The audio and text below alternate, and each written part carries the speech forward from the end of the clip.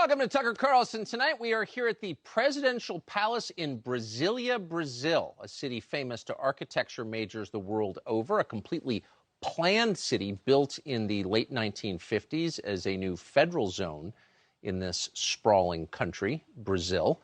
We're here because this is the home of the president, Jair Bolsonaro. We just had breakfast with him, sat down with a fascinating interview with him that went on for more than an hour. We'll have more on that in a moment. We're going to speak to his son. But we're here in Brazil broadcasting all week for a reason. If you're worried about the future of the United States, this is a good place to come to get a glimpse of it, or what it might look like depending on what choices we make. Brazil and the United States have much more in common than we realize. Both are huge countries. Brazil is actually a little larger than the continental United States. Countries with deep natural resources, diverse physical environment, diverse population, and a very divided political climate.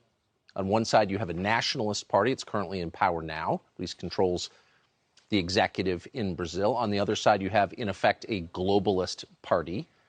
And the tone of the politics here is bitter, and the stakes are very high. People go to prison in Brazil routinely when they lose elections.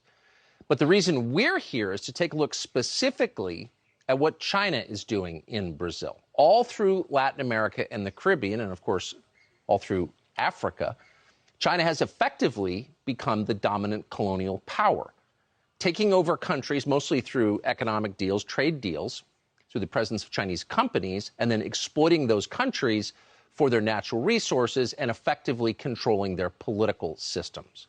Brazil is the last pro-American country of any size in Latin America, but it's also the last country resisting China's colonial efforts. And we thought that would be worth watching, considering what's happening in our country and our relationship with China.